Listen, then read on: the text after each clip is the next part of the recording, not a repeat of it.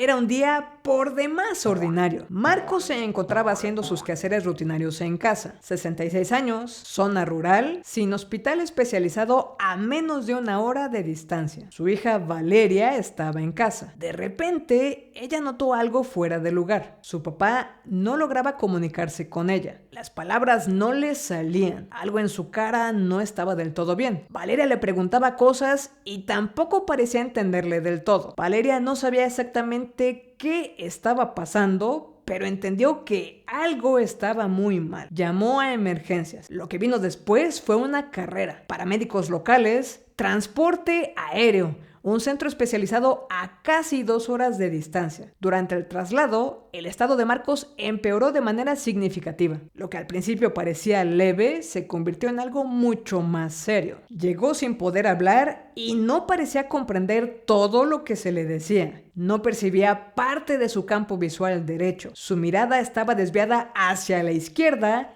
y no podía mover el lado derecho de su cuerpo. 90 días después, Marcos llevaba una vida prácticamente normal. Soy Cintia Reyes y el factor clave que puso en marcha el sistema de salud que atendió a Marcos fue lo que Valeria hizo en los primeros minutos. Hoy te cuento qué fue exactamente lo que hizo, qué señales debes reconocer y qué necesitas saber si alguna vez llegas a un hospital con alguien en esta situación. La pérdida de neuronas durante un derrame cerebral isquémico puede ser de entre 35,000 hasta más de 27 millones por minuto, no por hora, por minuto. En estudios como este, se estima que el daño podría equipararse a un envejecimiento de más de 3 años y medio por cada hora que el paciente pasa sin tratamiento. Hay más de un tipo de derrame y en este otro video explicamos un poco más sobre ello. Vamos a enfocarnos hoy en el de tipo isquémico porque es el más frecuente y es para el que existe un tratamiento muy eficaz si el paciente llega a tiempo y es candidato. El derrame isquémico es una emergencia donde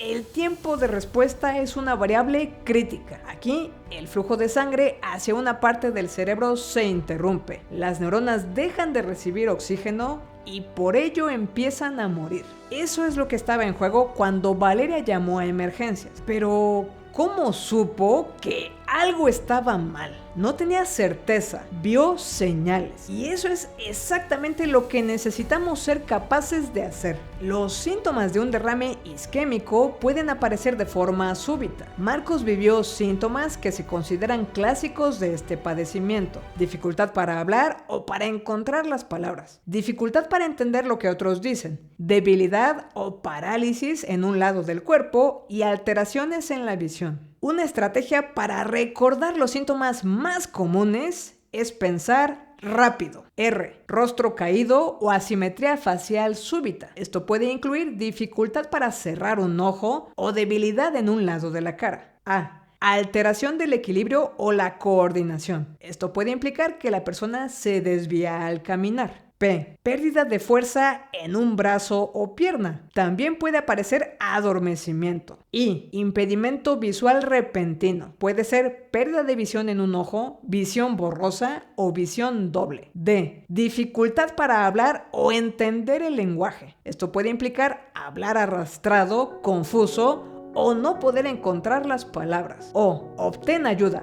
Llama a emergencias. Hay síntomas adicionales que vale la pena conocer. Confusión generalizada, fatiga súbita e inusual, dolor de cabeza muy intenso y repentino sin causa aparente, náuseas o pérdida de conciencia. Además, hay factores de riesgo especialmente importantes en las mujeres, como el embarazo, el posparto, la preeclampsia, los anticonceptivos hormonales en personas de alto riesgo y la migraña con aura. Dado que estos no son los síntomas que primero asociamos con un derrame, a veces se ignoran. Una cosa importante, no necesitas tener absoluta certeza de que se trata de un derrame para actuar. Si ves cualquiera de estos síntomas en una persona cercana, trátalo como una emergencia hasta que el equipo médico te diga lo contrario. Marcos llegó al centro especializado 97 minutos después de que empezaron sus síntomas, gracias al transporte aéreo que se gestionó cuando Valeria llamó a emergencias. Pero además de llamar a emergencias, debes tener claro que sí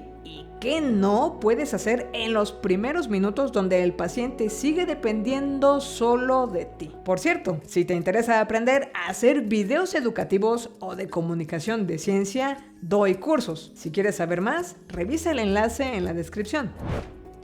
Reitero lo primero y más importante. Llama a emergencias. No trates de llevar tú al paciente al hospital si hay acceso a una ambulancia. En el caso de Marcos, el trayecto por tierra era de más de 2 horas. Si Valeria lo hubiera llevado directamente, la historia sería distinta. Una vez que los paramédicos están a cargo, pueden comenzar la evaluación en el trayecto y alertar al hospital antes de llegar. Anota la hora exacta en que te percataste de los primeros síntomas o la última vez que notaste a la persona normal. Este dato no es un formalismo, es información médica. El tratamiento principal para el derrame isquémico, que vamos a ver más adelante, solo puede administrarse dentro de una ventana de tiempo. Si no hay idea de cuándo empezó el evento, las decisiones se complican. No le des nada de comer ni de beber a la persona afectada. El derrame puede afectar su capacidad de tragar y existe el riesgo de que el alimento o el fluido se vayan a sus pulmones, complicando aún más la situación. Mientras esperas la ambulancia, mantén a la persona tranquila y en reposo. Si está consciente, no la pongas a caminar para ver cómo sigue. Si está inconsciente pero respira,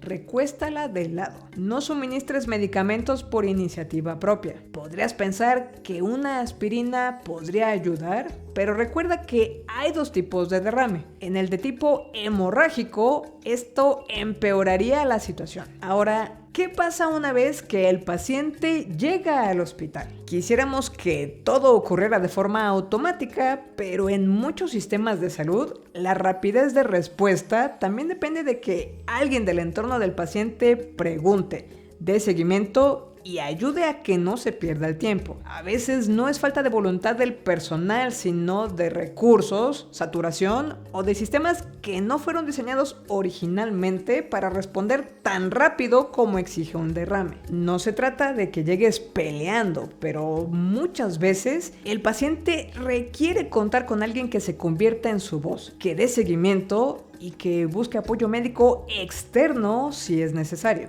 Lo primero que debería ocurrir al llegar es una evaluación neurológica y una tomografía computarizada. Este estudio es urgente porque permite distinguir si el derrame es de tipo hemorrágico o isquémico. Y eso determina el tratamiento. Si se trata de un derrame isquémico, uno de los principales tratamientos es la alteplasa o TPA. Esta ayuda a disolver el coágulo que está bloqueando el flujo de sangre. Este medicamento tiene una ventana de tiempo. Solo puede administrarse dentro de las primeras 4 horas y media desde el inicio de los síntomas y hay criterios específicos para decidir si el paciente es candidato. Por eso la hora que anotaste importa y por eso los paramédicos alertan al hospital antes de llegar. En el caso de Marcos, el medicamento se administró 17 minutos después de que cruzó la puerta del centro especializado. 17 minutos. Además de este medicamento, dependiendo de la gravedad y el tipo de oclusión, el equipo puede considerar un procedimiento llamado trombectomía mecánica. Se introduce un catéter hasta el vaso bloqueado y se extrae el coágulo directamente. Este procedimiento, por su complejidad, no se encuentra disponible en todos los hospitales. En el caso de Marcos, marcó una diferencia adicional en su recuperación. Recuerda que no se le debe dar de beber o comer al paciente hasta que en el hospital se evalúe su capacidad de tragar. La dificultad para tragar después de un derrame es más común de lo que podrías pensar y puede derivar en neumonía.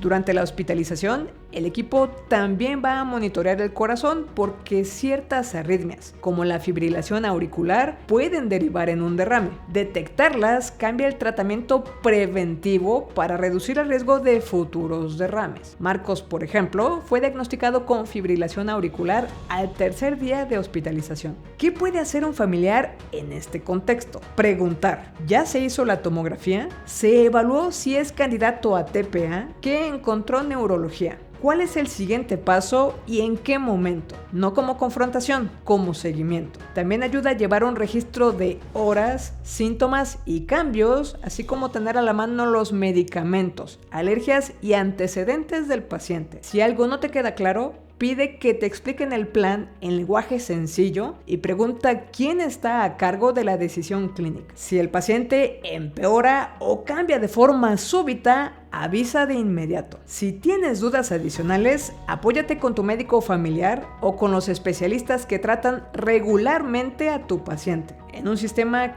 que no siempre responde de forma ideal, la persona informada en la sala de espera es parte del equipo. Marcos tuvo un buen desenlace, pero ¿hay algo que podamos hacer hoy para reducir el riesgo de estar en esa posición?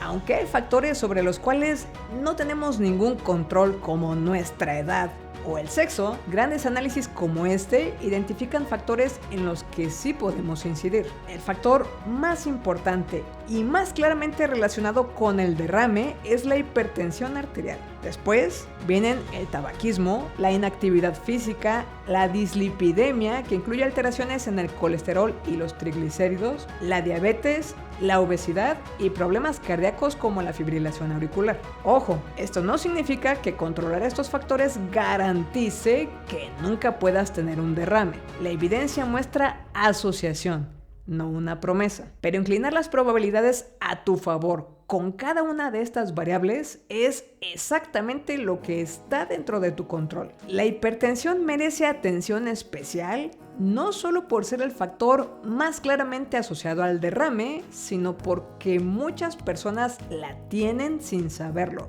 No siempre produce síntomas evidentes. Revisar regularmente tu presión arterial es de las acciones con mayor impacto potencial y de las más sencillas de hacer. Además de ver este tema con tu médico, puede interesarte conocer un ejercicio que revisamos en este otro video que ayuda con el manejo de este factor. Una arritmia que puede pasar desapercibida es la fibrilación auricular. Tu médico es la persona indicada para decirte si conviene hacerte estudios para descartar este riesgo. El tabaquismo y la inactividad física completan el grupo de factores sobre los que tenemos más evidencia acumulada y más capacidad de intervención individual. No se trata de volvernos obsesivos con la salud, se trata de saber ¿qué variables están en juego? Marcos salió del hospital al cuarto día, después de un derrame que lo dejó sin poder hablar, sin poder mover el lado derecho del cuerpo y con la mirada desviada. 90 días después, ya tenía una vida normal. No todas las historias terminan así, pero las que terminan razonablemente bien suelen tener algo en común. Alguien que reconoció, actuó y no esperó hasta estar seguro. Ahora sabes cómo hacer eso tú. Si este video te ha dado información concreta para protegerte y proteger a otros, suscríbete y comparte. Si quieres seguir inclinando las probabilidades a tu favor con la hipertensión y la salud de tus vasos sanguíneos, te cuento que hay un alimento que la evidencia sugiere podría ser más efectivo que comprar suplementos de óxido nítrico para este objetivo. Y probablemente ya lo has tenido en tu cocina. Te invito a revisar conmigo la evidencia. Recuerda que puedes apoyar la creación de contenido con donaciones mensuales como ya lo hacen ellos. Muchas gracias.